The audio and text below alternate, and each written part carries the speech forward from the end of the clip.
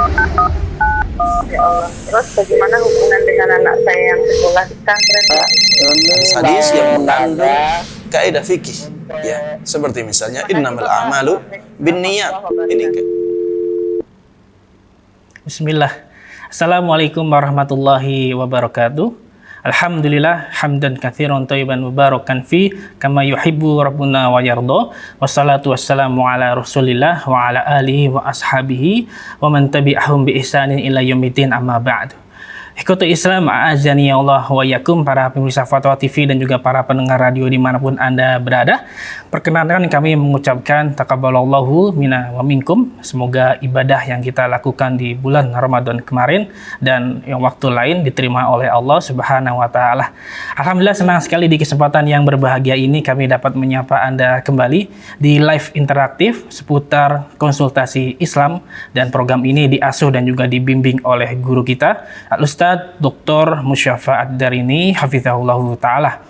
Dan kami informasikan kembali untuk live interaktif di Fatwa TV, kami di-relay atau disiarkan oleh beberapa stasiun radio.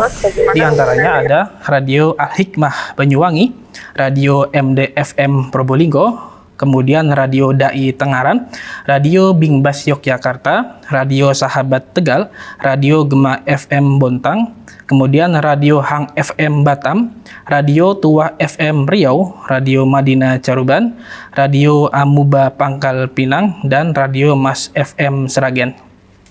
Alhamdulillah telah terhubung bersama guru kita Al-Ustadz Dr. Musyafa Ad-Darini hafizahullahu ta'ala, langsung dari kediaman beliau di Jember, Jawa Timur. Sebelumnya kita sapa beliau.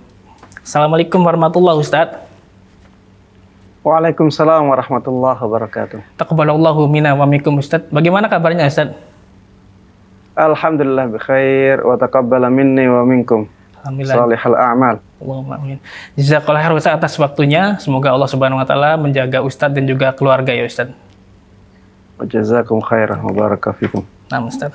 Ikuti Islam, azani ya Allah wa yakum, kami mengajak Anda untuk berpartisipasi. Anda bisa menghubungi layanan telepon kami di 021 2123 2333 dan nomor telepon tersebut tertera di layar kaca Anda saat ini. Dan mari kita dengarkan nasihat pembuka dari guru kita Al-Ustadz Dr. Musyafa Ad-Darini hafizahullahu ta'ala. Kepada Ustadz dipersilakan, falyatafaddal maskuro ya Ustadz.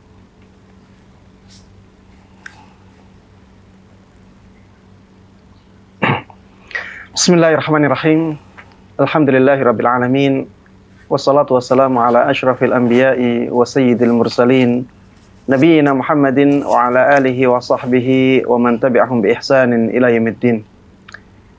Para jamaah sekalian, saudara-saudariku kaum muslimin dan kaum muslimat rahimani wa rahimakumullah. Pada kesempatan yang singkat ini, saya ingin mengingatkan diri ana sendiri, begitu pula kepada saya ingin mengingatkan kepada para jamaah sekalian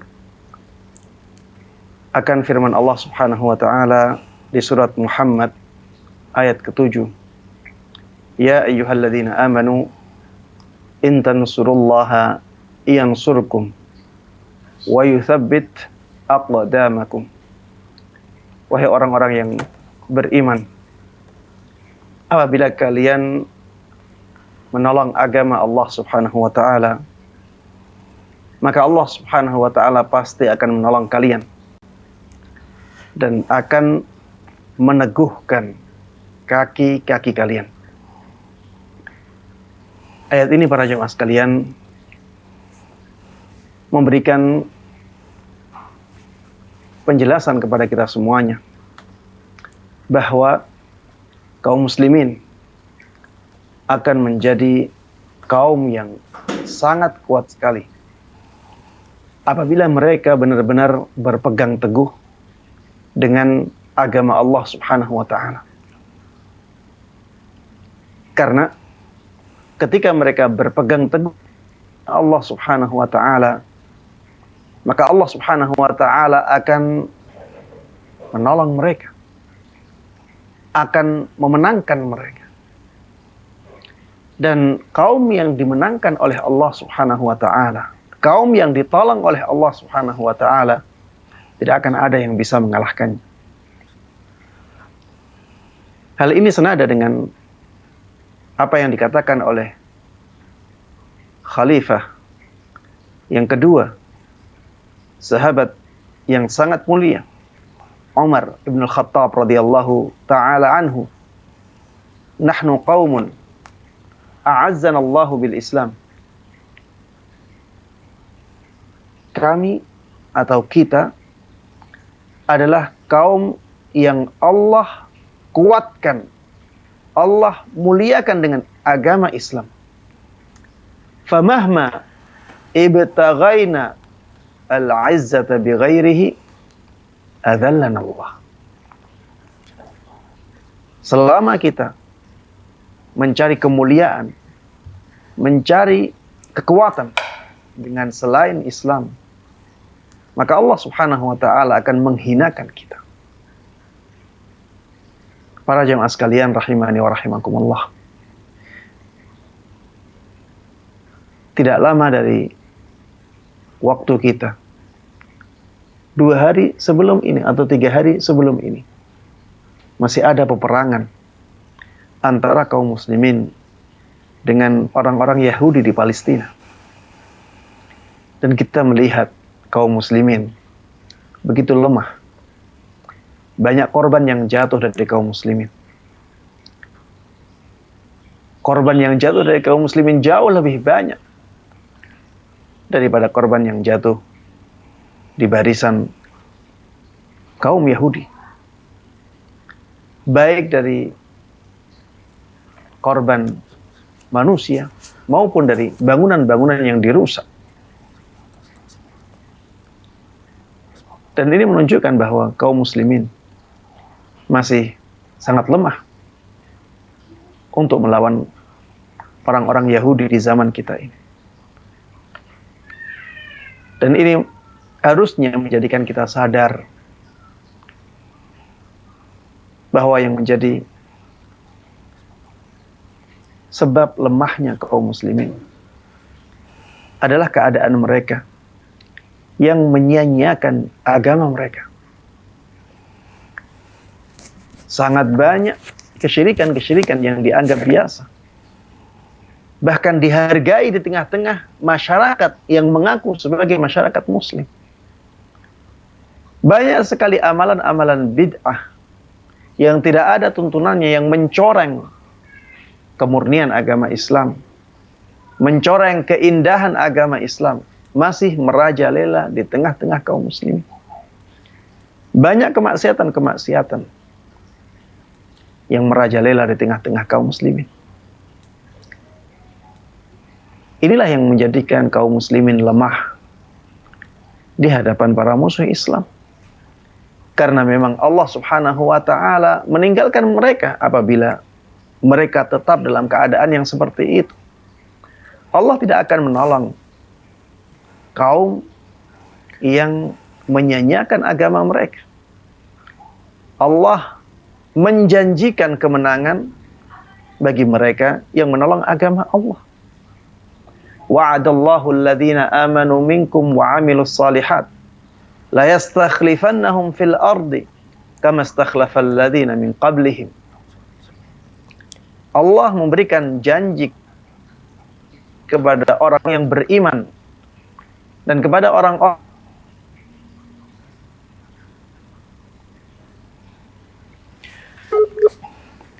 Qadarullah. yang amal saleh yang dilakukan oleh kaum muslimin, maka semakin besar kemungkinan mereka mendapatkan janji ini.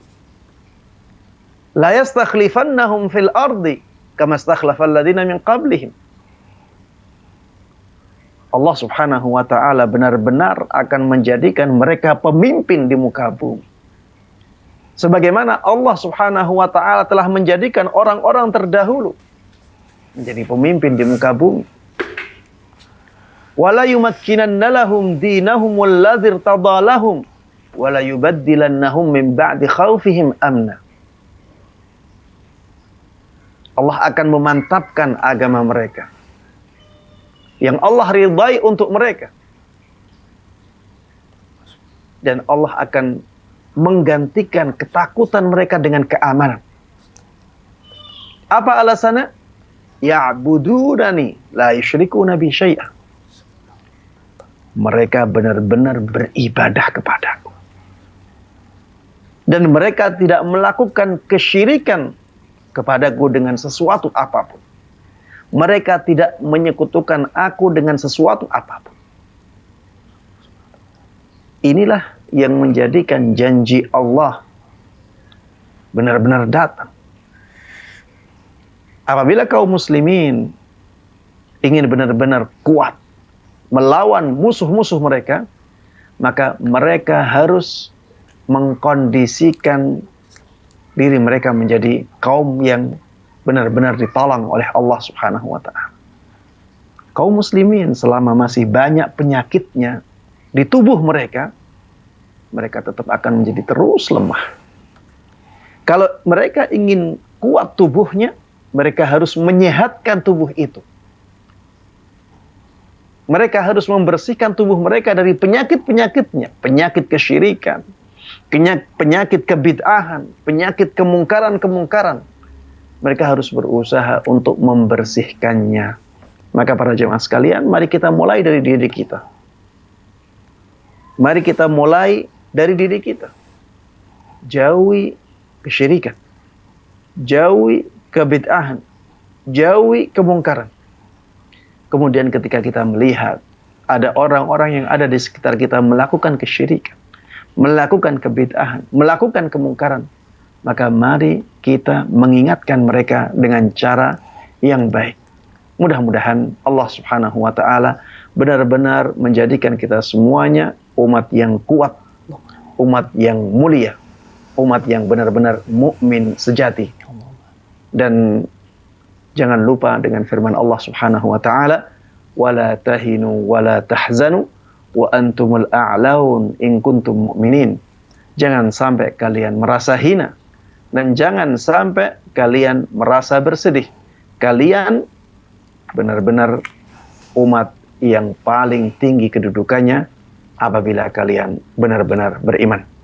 Demikian yang bisa Anda sampaikan dalam kesempatan singkat ini. Mudah-mudahan bermanfaat bagi kita semuanya. Mudah-mudahan Allah berkahi ilmu kita. Dan mudah-mudahan kita semuanya bisa menerapkannya dalam kehidupan kita. Amin, amin. Ya Rabbal Alamin. Masya Allah, jazakallahu khairan wa ta'ala, barakallahu fikum atas nasihat yang sangat bermanfaat sekali. Semoga Allah Subhanahu wa ta'ala senantiasa memberikan taufiknya untuk kita untuk bisa memahami ilmu yang disampaikan, dan semoga Allah Subhanahu wa ta'ala memudahkan kita untuk bisa beramal soleh. Kota Islam, a'azani Allah wa yakum, kami mengajak Anda kembali untuk berpartisipasi. Anda bisa menghubungi layanan telepon kami di 021 2123 2333. Dan kepada Ustadz mohon izin bisa langsung dibacakan pertanyaan pertama yang sudah masuk, Ustadz. Fadal, silahkan. Bismillah, pertanyaan pertama dari Muhammad Fatih Ikram di Riau, Pekanbaru. Assalamualaikum Ustadz, bagaimana cara kita menentukan dalam suatu perkara mana yang benar dan mana yang salah, dan apakah Allah akan menghukum kita jika kita sudah berusaha mencari kebenaran namun yang kita pilih ternyata salah? Mohon nasihatnya Ustadz, jazakallahu khairan. Baik. Jawaban pertanyaan ini ya sangat bergantung pada keadaan seseorang. Ya. Apakah dia orang yang awam ataukah dia orang yang berilmu yang bisa memahami dalil dengan baik. Apabila dia seorang yang awam yang tidak bisa memahami dalil dengan baik, maka dia kembali kepada firman Allah Subhanahu wa taala, "Fas'alu ahla dzikri in kuntum la ta'lamun."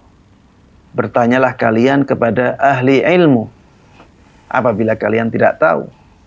Orang yang awam apabila di depannya ada sesuatu yang membingungkan, mana yang benar dari dua pendapat ini misalnya. Dan orang yang awam tidak tahu bagaimana membandingkan dalil-dalil yang ada, maka silahkan dia bertanya kepada orang yang dia anggap paling mumpuni ilmunya. Kemudian bertanya. Dan hasil dari pertanyaan tersebut akan mendatangkan jawaban. Silahkan dia melakukan sesuai dengan jawaban yang dia dapatkan. Nantinya dia akan bertanggung jawab di hadapan Allah Subhanahu wa ta'ala atas apa yang dia lakukan. Ketika Allah Subhanahu wa taala bertanya, "Kenapa engkau melakukan ini?" Dia bisa menjawab, "Karena saya sudah bertanya kepada orang yang berilmu dan jawabannya demikian." Enggak. Apabila dia salah dalam menentukan langkah itu, karena dia sudah menerapkan ayat ini, maka dia akan diberikan udzur oleh Allah Subhanahu wa ta'ala. Apabila keadaan orangnya adalah orang yang berilmu, bisa memahami dalil dengan baik, maka untuk menentukan mana yang benar, mana yang tidak benar, dia harus melihat dalilnya. Dia harus membandingkan dalilnya sesuai dengan keilmuan dia, sesuai dengan tingkat pemahaman dia. Ketika dia sudah berusaha untuk mengikuti dalil yang sampai kepada dia, maka telah gugur kewajiban dia dalam menentukan mana yang benar dan mana yang tidak benar. Kalau ternyata pilihan dia adalah pilihan yang salah di mata Allah Subhanahu wa ta'ala, maka dia tetap mendapatkan pahala. Dia tetap mendapatkan pahala dari Allah Subhanahu wa ta'ala, dan kesalahannya diampuni oleh Allah Subhanahu wa ta'ala. Sebagaimana ditunjukkan oleh sebuah hadis yang sahih, apabila seorang hakim berijtihad, kemudian dia benar dalam ijtihadnya, maka dia mendapatkan 2 pahala. Apabila dia berijtihad kemudian salah dalam ijtihadnya, maka dia hanya mendapatkan 1 pahala. Dia salah dalam ijtihadnya, mendapatkan 1 pahala. Ini menunjukkan bahwa kesalahan dia diampuni oleh Allah Subhanahu wa ta'ala. Karena kewajiban dia sebenarnya adalah untuk berijtihad, ya. Dan dia sudah berijtihad. Dia menentukan pilihan sesuai dengan pemahaman dia terhadap dalil yang sampai kepada dia, dan itulah yang menjadi kewajiban dia. Ya, itu yang menjadi kewajiban dia. Adapun sampainya dia kepada kebenaran, maka ya ini tidak belum tentu bisa dicapai oleh seseorang, ya, karena kelemahan kita, ya. Ini jawabannya, wallahu taala a'lam. Masya Allah, Taib Ustaz, jazakallahu khairan atas jawabannya yang sangat bermanfaat sekali. Semoga bermanfaat kepada yang bertanya. Dan kita bacakan pertanyaan berikutnya Ustadz, dari Abdullah Hafiz di Riau, Pelalawan, Indonesia. Assalamualaikum Ustadz, bagaimana hukumnya apabila pengurus masjid menetapkan seseorang untuk menjaga anak-anak yang sholat di saf belakang dan tidak mengikuti sholat berjamaah agar anak-anak tidak ribut atau bermain? Apakah hal demikian diperbolehkan Ustadz? Mohon nasihatnya, jazakallahu khairan. Baik, jawabannya, hal yang seperti ini dibolehkan untuk dilakukan.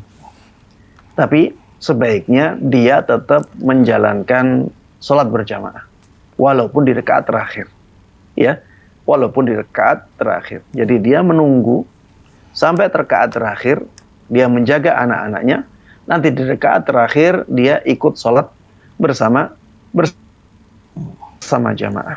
Ya, karena kalau misalnya nantinya anak tersebut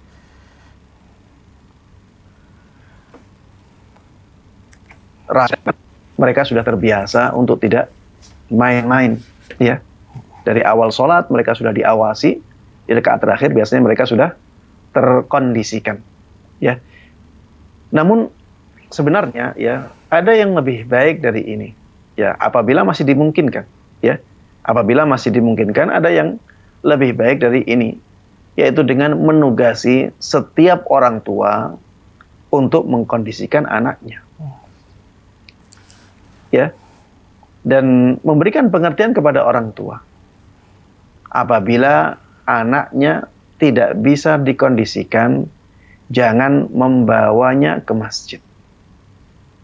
Apabila anaknya tidak dikondisikan, maka jangan membawa anaknya ke masjid.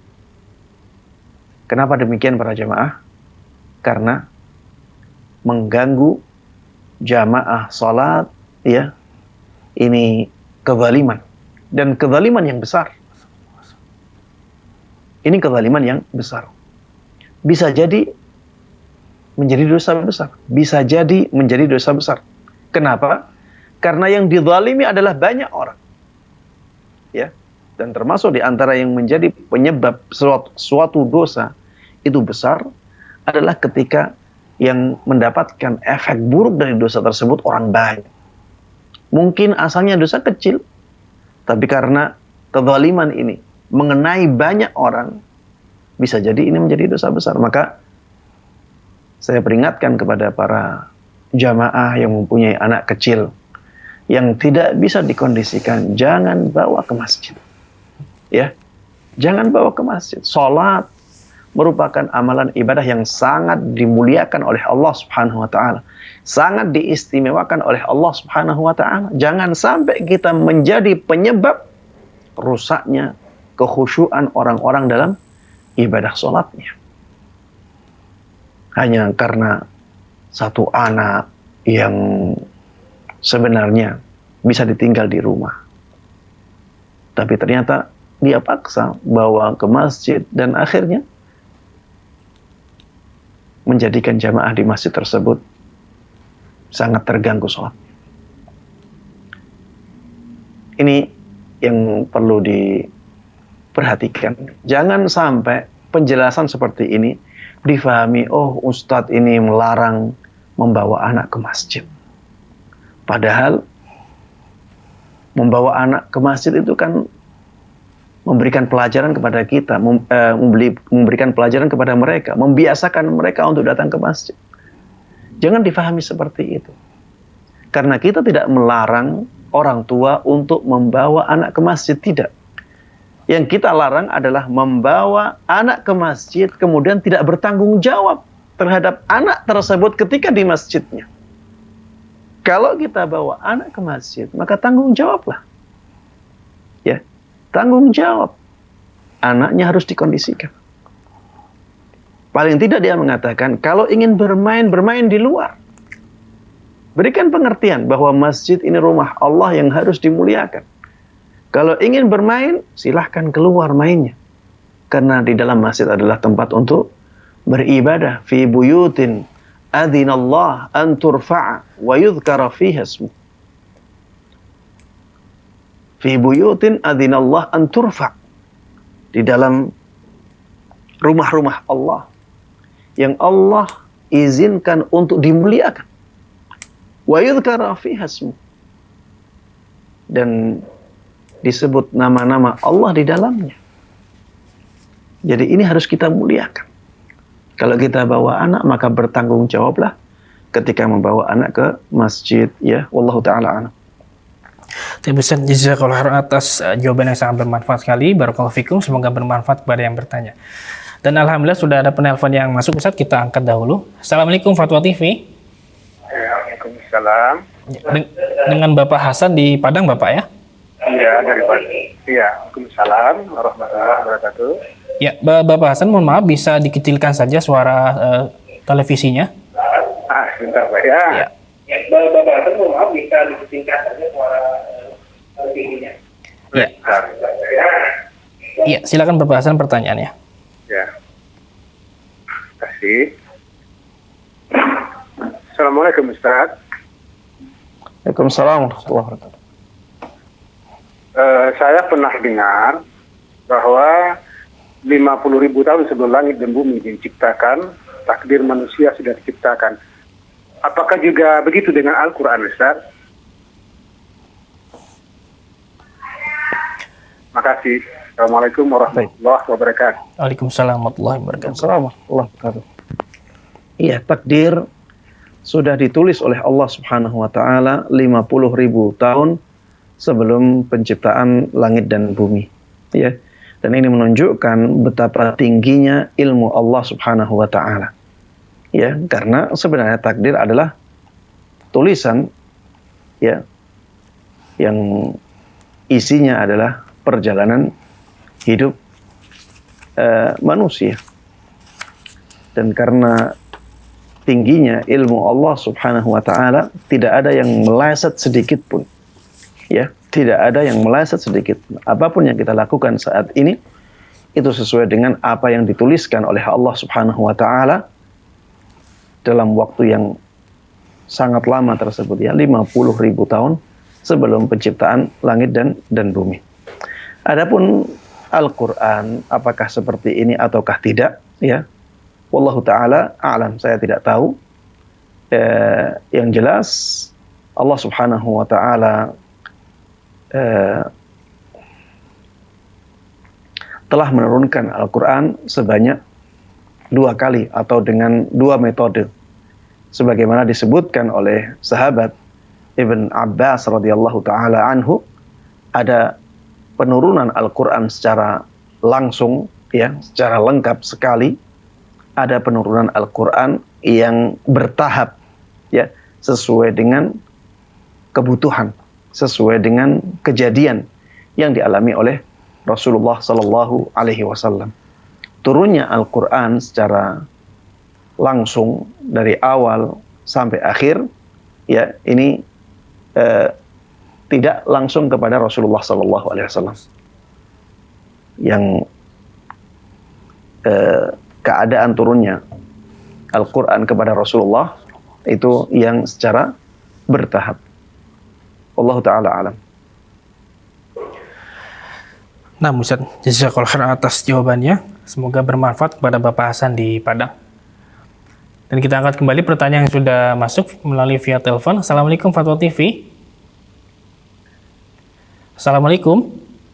Waalaikumsalam warahmatullahi wabarakatuh. Ya, dengan Bapak siapa, di mana Bapak? Bapak Mardanis di Lampung. Bapak Mardanis di Lampung. Ya, silakan pertanyaan Bapak. Assalamualaikum Ustadz. Waalaikumsalam warahmatullahi wabarakatuh. Mau tanya Ustadz, ini habis sholat sunat atau sholat tahajud apa sholat duha, kita itu kan katanya nggak ada bacaan setelah itu. Kalau ada yang wajib bacaannya setelah sholat wajib. Dan saya baca ini di buku ini hadis dari Tusban yang mengatakan Nabi setelah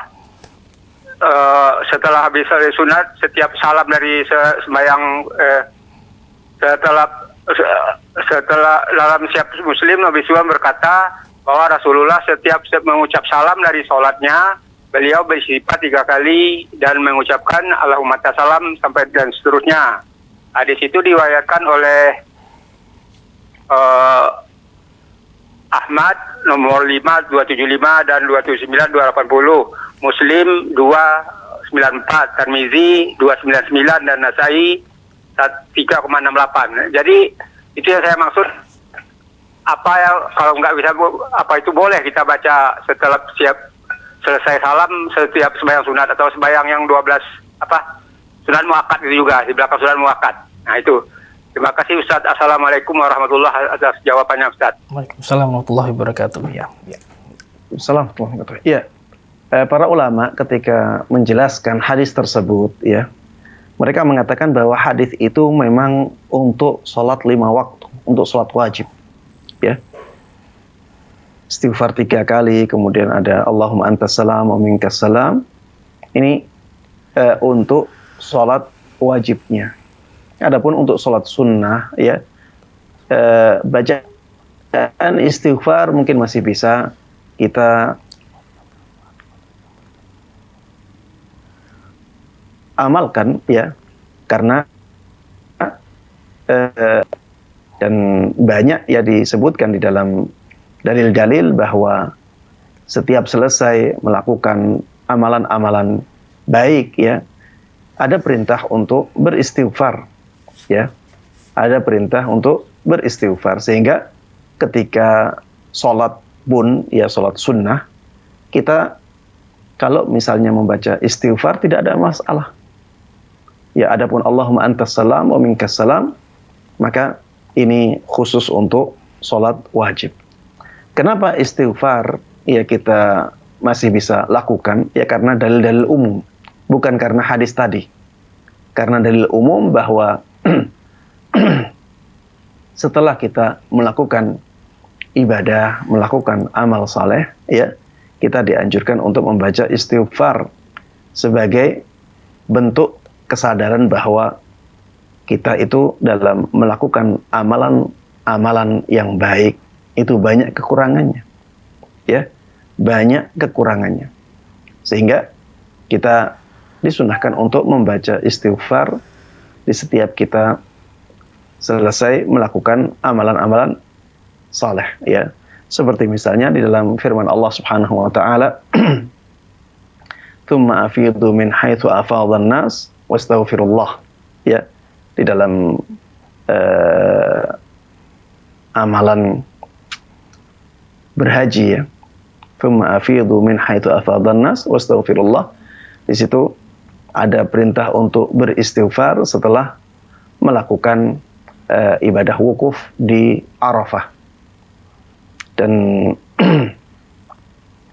di amalan-amalan yang lainnya juga demikian, ya. Kita diperintahkan untuk membaca istighfar, meminta ampun kepada Allah Subhanahu wa taala setelah melakukan amal-amal kebaikan. Adapun Allahumma antas salam wa minkas salam dan bacaan-bacaan yang lainnya, para ulama menjelaskan bahwa itu khusus untuk sholat wajib. Wallahu ta'ala a'lam. Masya Allah, Ustaz, jazakallah khairan atas jawabannya. Semoga bermanfaat kepada yang bertanya. Dan kembali kita angkat dari penelpon. Assalamualaikum Fatwa TV. Waalaikumsalam warahmatullahi wabarakatuh. Dengan siapa, di mana? Dengan hamba Allah di Bulukumba, Pak Ustaz. Ya, silakan pertanyaan, Pak. Ya, Assalamualaikum Pak Ustaz. Waalaikumsalam warahmatullahi wabarakatuh. Ya, pertanyaannya begini Pak Ustaz. Bagaimana cara melaksanakan sujud tilawah saat bersamaan dengan salat subuh? Kemudian apakah sujud tilawah itu perlu dirutinkan pada setiap malam Jumat atau bagaimana? Terus kan kebanyakan juga setiap sujud salat Jumat, ya, salat subuh di hari Jumat maksudnya. Ya, salat subuh pada malam Jumat itu bersamaan dengan sujud tilawah. Bagaimana cara melaksanakannya? Kemudian apakah sujud tilawah perlu dirutinkan setiap malam Jumat atau bagaimana? Begitu pertanyaannya Pak Ustaz. Mohon penjelasannya. Assalamualaikum warahmatullahi wabarakatuh. Waalaikumsalam warahmatullahi wabarakatuh. Waalaikumsalam warahmatullahi wabarakatuh. Teman-teman Ustaz. Baik. Sujud tilawah, ya. Cara melakukannya adalah ketika seorang imam sampai di ayat yang di situ ada sajdahnya, maka seorang imam membaca takbir, ya. Ketika dia ingin sujud tilawah, maka dia membaca takbir. Allahu Akbar. Kemudian langsung sujud. Di dalam sujud tilawah, ya, kita boleh membaca bacaan sujud yang biasanya, Subhana rabbiyal a'la, Subhana rabbiyal a'la, Subhana rabbiyal a'la. Kita juga boleh membaca bacaan sujud tilawah yang diriwayatkan dalam sebuah hadis yang hasan, sajada wajhiya lilladzi khalaqahu wa sawwarahu wa syaqqa sam'ahu wa basarahu bihaulihi wa quwwatihi fatabarakallahu ahsanul khaliqin. Kita bisa membaca bacaan ini, ya. Kemudian setelah selesai, maka seorang imam membaca takbir lagi, Allahu Akbar, untuk berdiri lagi dan meneruskan bacaannya. Dan para jemaah sekalian, sujud tilawah ini bukan suatu kewajiban, ya. Jadi imam punya dua pilihan. Dia mau sujud, silahkan, dan itu yang lebih afdal. Kalau dia tidak mau sujud, maka tidak masalah juga, ya, tidak masalah juga. Namun ketika imam sudah sujud, maka makmum wajib mengikuti imamnya. Ketika imam memilih pilihan sujud tilawah, maka makmum wajib mengikutinya. Kemudian tadi pertanyaan yang kedua, apakah di setiap sholat subuh di hari Jumat disunahkan untuk membaca surat yang ada sajdahnya? Jawabannya tidak. Iya. Jawabannya tidak demikian.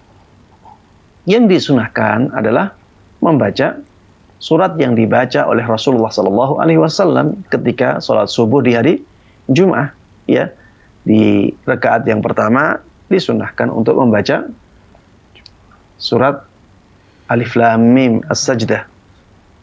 Di rakaat yang kedua disunahkan untuk membaca surat Al-Insan, Hal Ata 'alal Insan. Ya, ini karena memang Rasulullah Sallallahu Alaihi Wasallam memberikan contohnya demikian.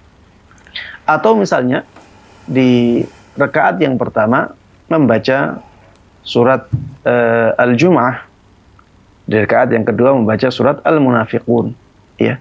Dan ketika yang dibaca di rakaat yang pertama surat Al-Jum'ah, di rakaat kedua surat Al-Munafiqun, di situ tidak ada sajdahnya. Ya. Memang ada pendapat yang mengatakan sebagaimana yang disebutkan di dalam pertanyaan, yaitu di setiap subuh hari Jumat kita disunahkan untuk memilih surat-surat yang ada sajdahnya. Kemudian sujud tilawah. Tapi pendapat ini pendapat yang tidak kuat, ya. Pendapat ini pendapat yang lemah karena tidak ada sandaran yang kuat untuk pendapat tersebut. Wallahu ta'ala a'lam. Tapi Ustaz, jazakallahu khairan atas jawabannya. Semoga bermanfaat pada yang bertanya. Dan kita kembali angkat pertanyaan via telepon. Assalamualaikum Fatwa TV. Waalaikumsalam warahmatullahi wabarakatuh. Dengan siapa, di mana? Ibu Rahma di Jakarta. Baik, silakan pertanyaannya Ibu. Assalamualaikum. Ustaz, Waalaikumsalam warahmatullahi wabarakatuh. mau tanya tentang sholat malam itu Ustaz. Kan kalau Rasulullah Sallallahu Alaihi Wasallam diawali dengan sholat sunnah yang ringan 2 rakaat ya Ustaz. Itu jadi mau tanya jumlahnya rakaatnya itu sama sunnah yang ringan tadi 11 rakaat apa 13 rakaat gitu Ustaz yang dilakukan Rasulullah gitu. Ya. Ya, cukup Ibu pertanyaannya? Cukup. Syukron. Baik. Jazakallah khairan. Assalamualaikum. Waalaikumsalam warahmatullahi wabarakatuh. Jalan Ustaz. Iya. Salat pembuka, ya, yang ringan tersebut, yang saya fahami, ya, itu masuk dalam 11 rakaat.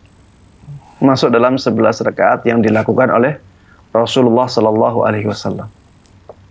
Dan prakteknya tidak seperti yang dipraktekkan oleh sebagian kaum muslimin. Ya, saya pernah bermakmum dengan jamaah yang mempraktekkan sholat yang ringan ini. Sampai imamnya tidak membaca surat. Jadi yang dibaca surat Al-Fatihah dengan cara yang cepat. Kemudian setelah itu tidak membaca surat. Kemudian langsung ruku. Langsung setelah itu i'tidal. Kemudian sujud dengan ritme yang lebih cepat daripada biasanya. Dan itu dianggap sebagai sholat pembuka. Katanya Rasulullah Sallallahu Alaihi Wasallam dahulu meringankan sholat pembukanya. Yang difahami oleh para ulama tidak demikian. Jadi sholatnya seperti sholat biasa. Ada Al-Fatihahnya, ada suratnya. Namun itu lebih ringan daripada sholat-sholat setelahnya. Itu lebih ringan apabila dibandingkan dengan sholat-sholat setelahnya. Bukan berarti harus memilih surat-surat yang pendek, tidak. Ya, tapi sholat yang pembuka itu lebih diringan daripada sholat daripada Allah Ta'ala alam, ya, itu masuk dalam hitungan 11 rakaat. Ya, dan ringannya sholat ini itu relatif, ya.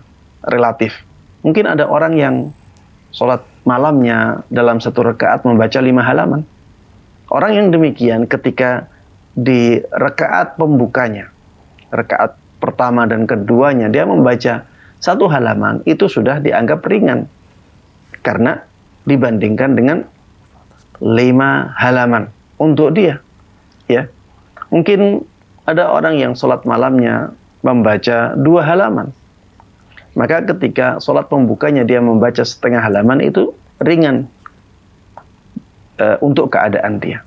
Ya. Jadi ini relatif, ya, bukan berarti harus memilih surat-surat pendek, misalnya Al-Asr, atau memilih surat Al-Kautsar, atau memilih surat Al-Ikhlas.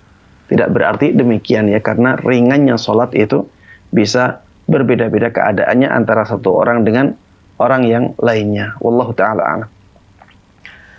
Ustaz, jazakallahu khairan wa barakallahu fikum atas jawabannya. Semoga bermanfaat kepada yang bertanya. Dan kita angkat kembali pertanyaan via telepon. Assalamualaikum Fatwa TV.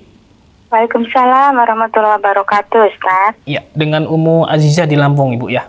Iya. Ya, silakan pertanyaannya. Assalamualaikum, Ustaz.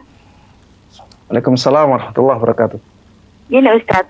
Ana menyambung sama pertanyaan yang masalah sujud tilawah ya, Ustaz, yang tadi itu setiap kali sholat subuh Jumat pagi. Itu gimana kalau kita sholat subuhnya tuh bawa mushaf kita baca gitu, karena kita belum menghafal gitu, Ustaz.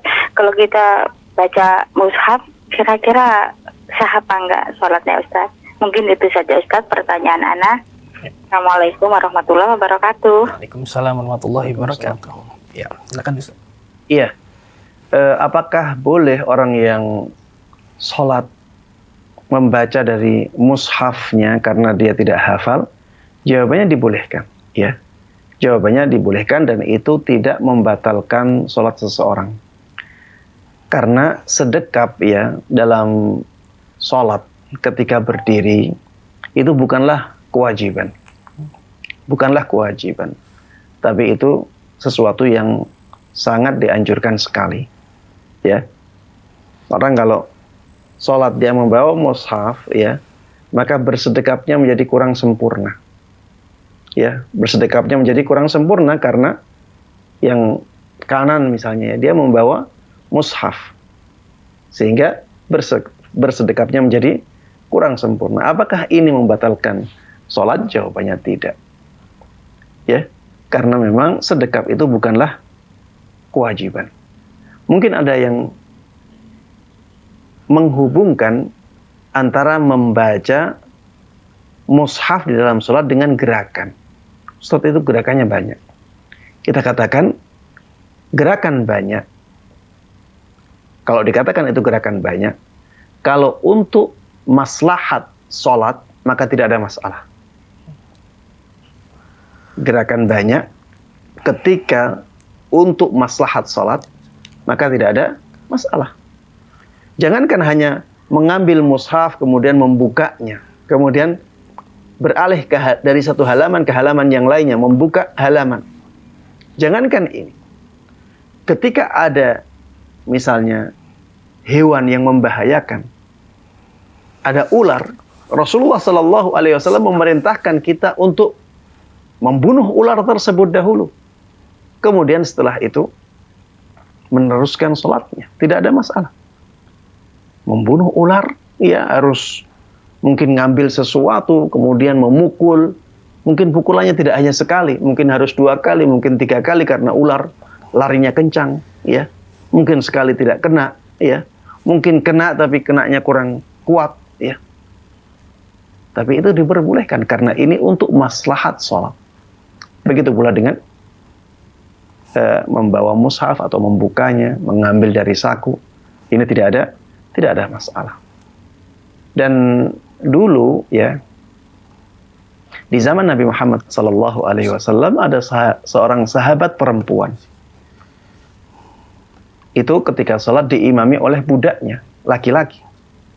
Karena budaknya tidak hafal Al-Quran, maka budak tersebut memakai mushaf untuk membaca Al-Quran di dalam sholatnya.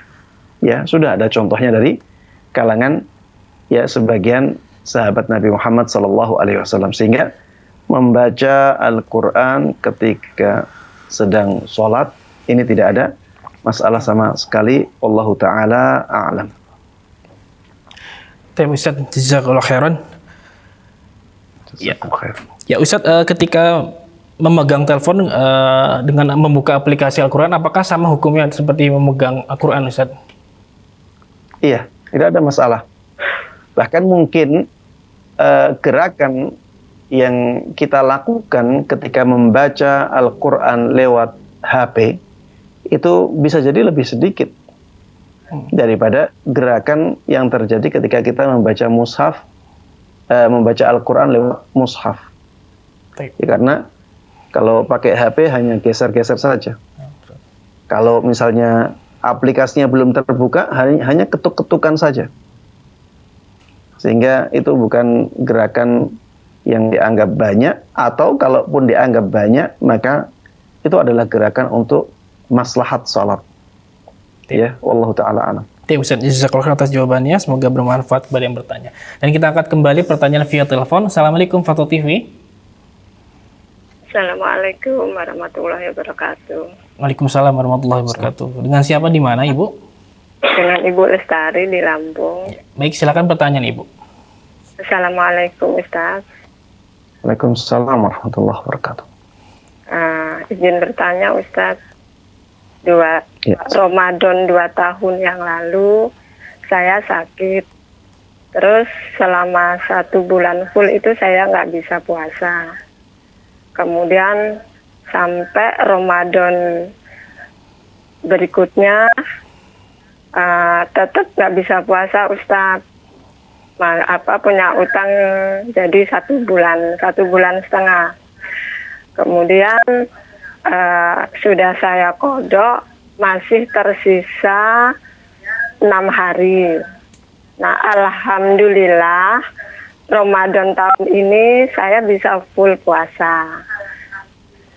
Nah, yang saya tanyakan Ustadz, apakah kalau saya ingin melakukan puasa Syawal, apakah terlebih dahulu saya membayar kodok yang 6 hari ini, atau saya bisa langsung puasa Syawal?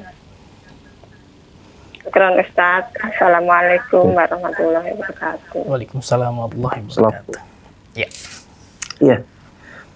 Jawabannya lebih baik kita mendahulukan puasa qadha-nya. Ya. Karena puasa qadha itu puasa yang Allah wajibkan. Dan amalan yang diwajibkan oleh Allah Subhanahu wa taala itu lebih Allah cintai daripada amalan yang derajatnya sunnah. Wa ma taqarraba ilayya 'abdi bi syai'in ahabba ilayya mimma aftaradtuhu alaih. Tidaklah seorang hamba melakukan amalan mendekatkan diri kepadaku dengan amalan yang lebih aku cintai daripada amalan yang aku wajibkan kepada dia. Ya. Jadi amalan-amalan yang diwajibkan oleh Allah Subhanahu wa taala itu lebih dicintai oleh Allah Subhanahu wa taala daripada amalan-amalan yang tidak diwajibkan kepada seorang hamba, ya. Puasa 6 hari di bulan Syawal itu puasa yang disunnahkan, sedangkan qadha itu puasa yang diwajibkan. Ya, sehingga lebih baik seseorang mendahulukan qadha-nya daripada sunnahnya, ya. Lebih baik mendahulukan puasa qadha-nya daripada puasa sunnahnya.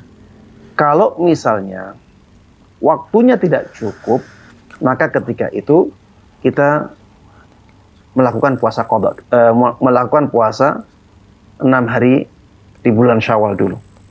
Ya.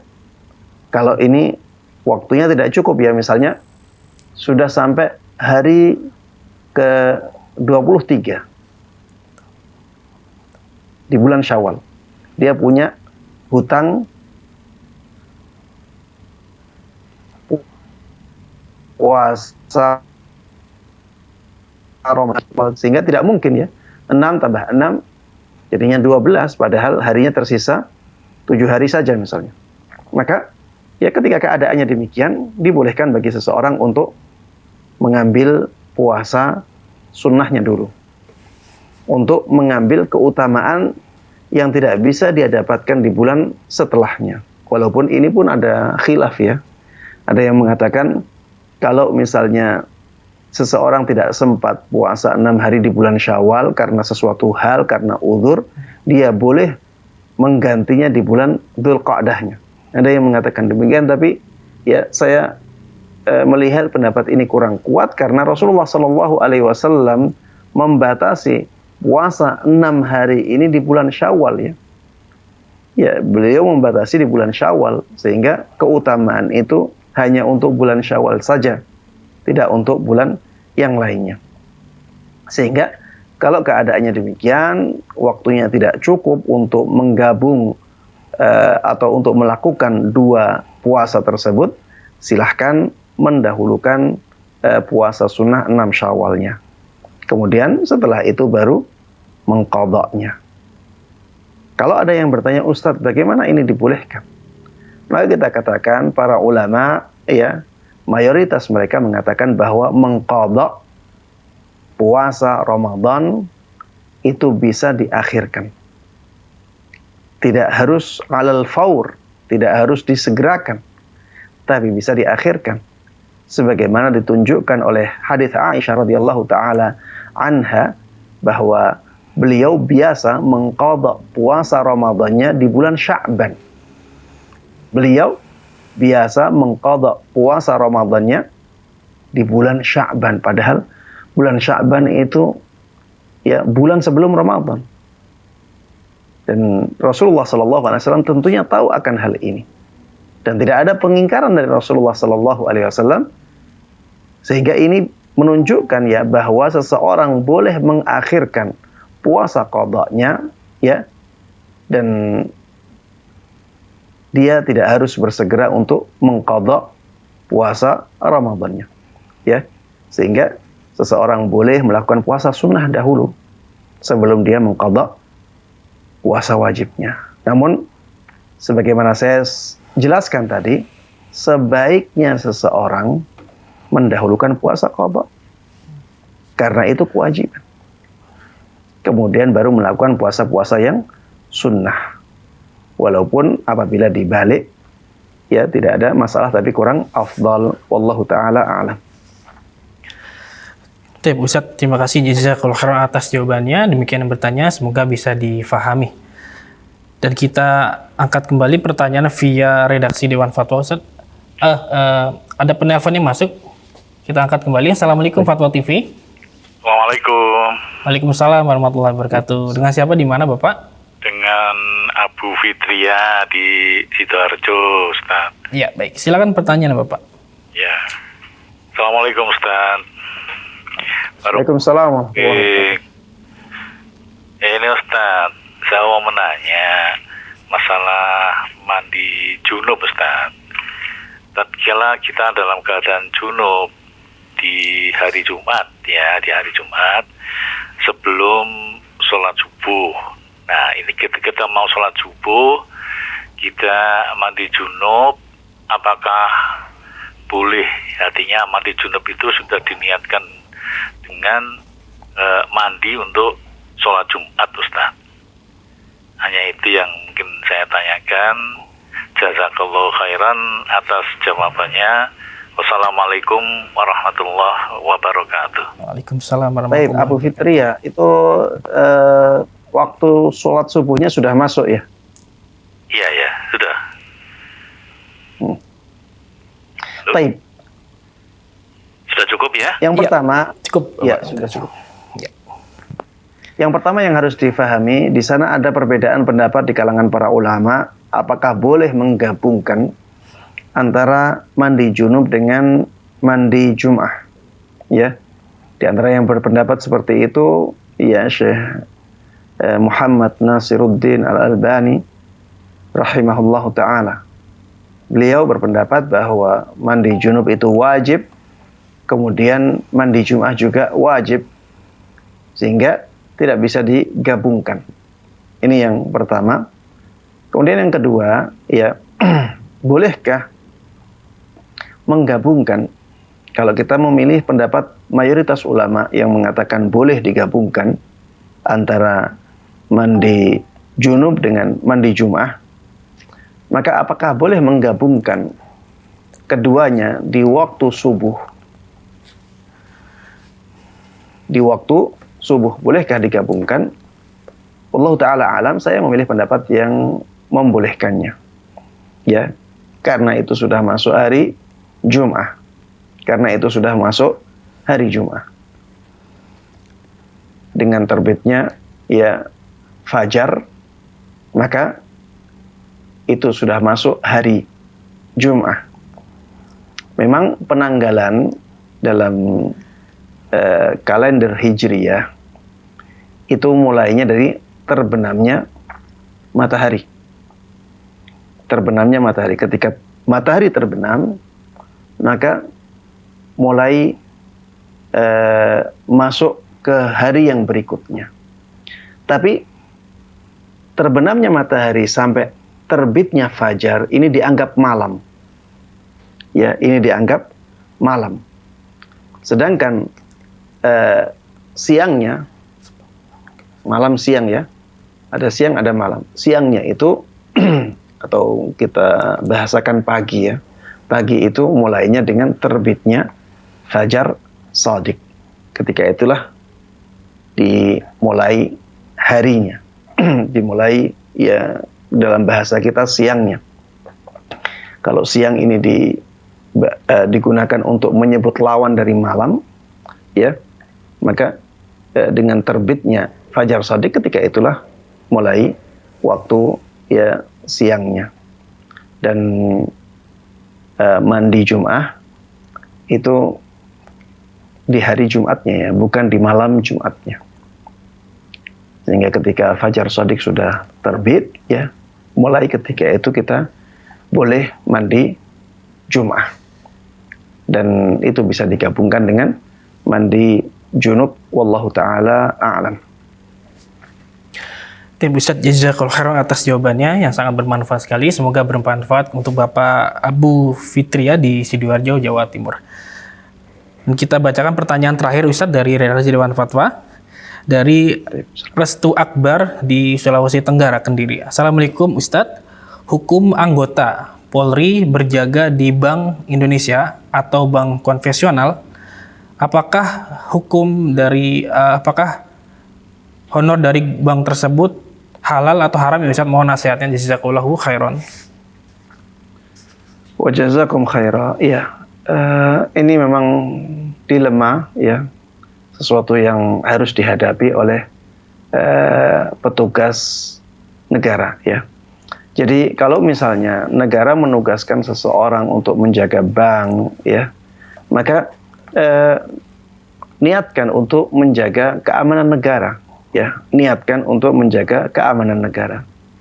Jangan meniatkannya untuk melindungi perbankan ya, karena itu tugas dari negara ya, dan negara memberikan tugas tersebut agar ada keamanan di dalam negara. Kemudian gaji yang diberikan oleh bank, Allah Ta'ala alam, ana melihatnya tidak boleh ya.